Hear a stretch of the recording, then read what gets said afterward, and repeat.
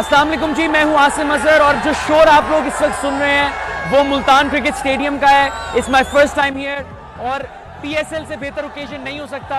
अगर आप देख रहे हो, Multan has surprised us so much और इसी तरह मैं चाहता हूं अगले साल भी we go to more cities, we go to Quetta इंशाल्लाह, we go to Peshawar and we keep expanding PSL for the people of Pakistan, क्योंकि ये पाकिस्तान की जीत है। पाकिस्तान जिंदाबाद।